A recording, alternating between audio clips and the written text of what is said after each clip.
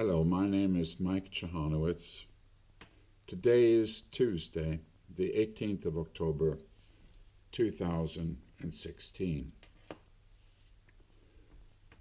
In the last couple of weeks, I have been making a series of videos in the Norwegian language about different subjects that do not often come or are not often available in the Norwegian language.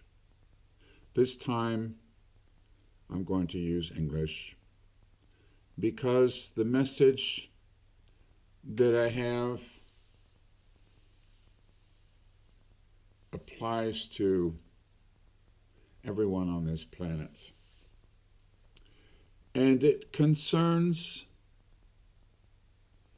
the state humanity now finds itself in,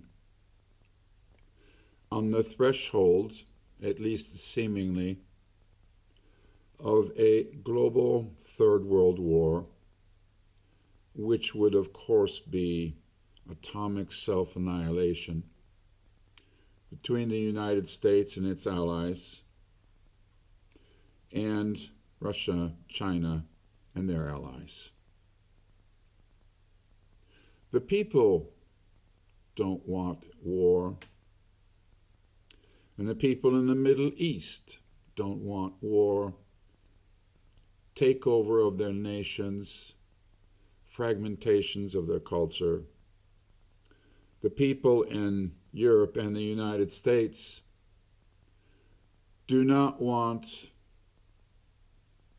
cultural conflict, cultural invasion, religious war,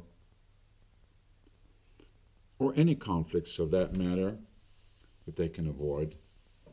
There are enough conflicts on this planet right now.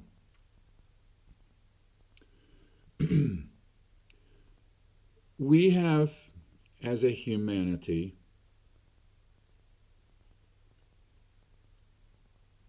always had to live with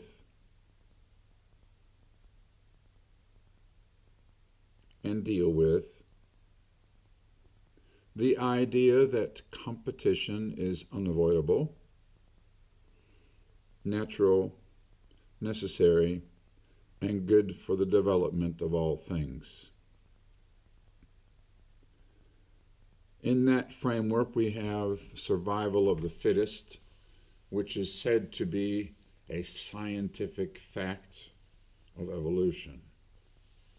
Well, I would like to challenge that. Survival of the fittest, also known as the strongest rights, are not supported by modern science, not at all. Greg Braden did a lot of work about the subject I'm going to talk about it. I'm going to mention his work because I think his work was and is important. In the book he wrote called Deep Truth, he talks about the fact that ever since the 1970s, scientists from different specialities have been confronted with questions.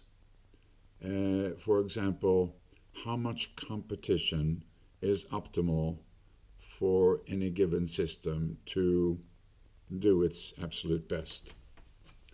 The idea or presupposition here, of course, is that competition is unavoidable and good for all development.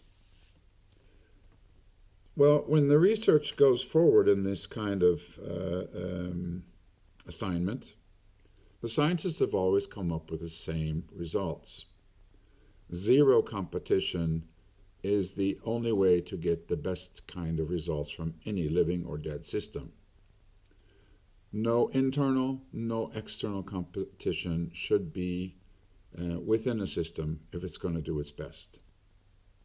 Now, that totally destroys the entire paradigm that has been an operational paradigm for the fundament, the real fundament for all of our, at least Western society and much of the East.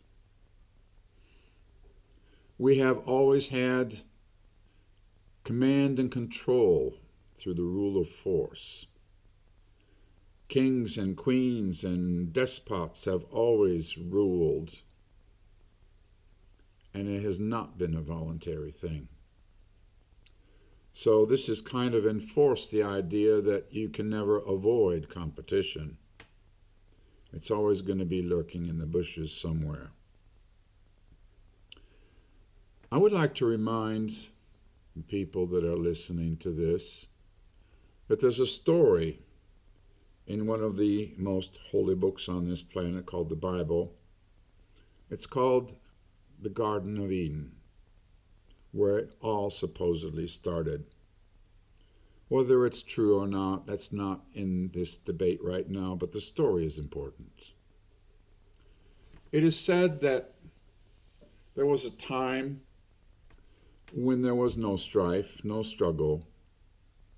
Man and woman walked freely on the earth in a garden where everything was provided for. There was no competition between animals, plants, insects, or humans. However, there was a devilish snake that lured Eve into taking the fruit from a forbidden tree, and that was supposed to be the knowledge of good and evil. And since that time, Adam and Eve were thrown out of the garden, and since that time, life has been a struggle on this planet.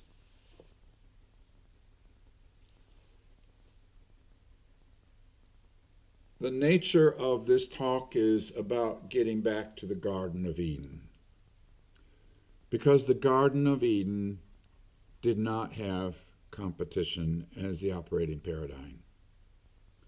We are living in a time right now where competition is enhanced. Competition is almost worshipped.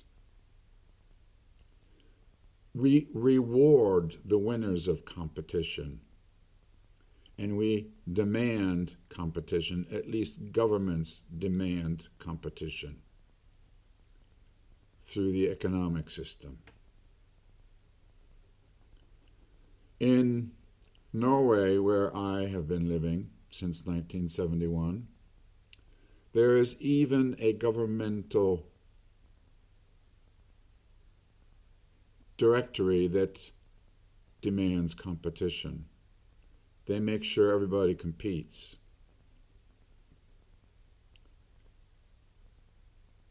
It's like it's been told to us it's good for us. And it doesn't matter if it hurts, it's good for you. And we need to think about how things really work on this planet. In the last 20, 30, 40 years, at least since the Second World War, competition has been slowly but surely increasing on this planet. We have now trade organizations that are trying to get their grip on society by enforcing their rules on people through domination, which is again part of the competition theme.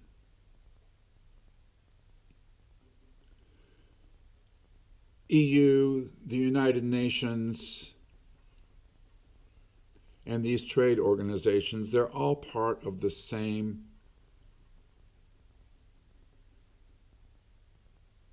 tendency of centralized command and control over society, also known as the New World Order.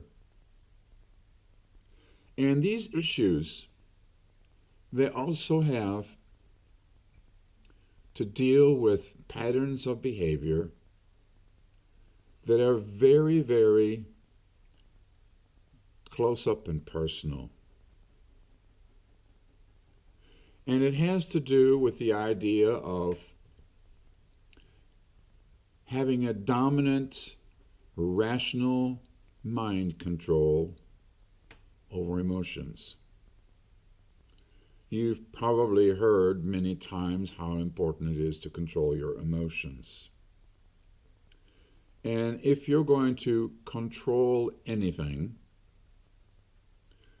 it's going to have to mean that you are dominating, you are ruling, you are using force, not free will. Almost every human I know has a tendency to dominate over their emotions from their rational thinking. Now, normally it wouldn't be understood to be a relevant parallel about what I'm talking about here. But let me remind you that at least ever since the evolution of science, after what we used to call the Dark Ages, I still think we're in the Dark Ages, where the Vatican had their inquisitions over scientists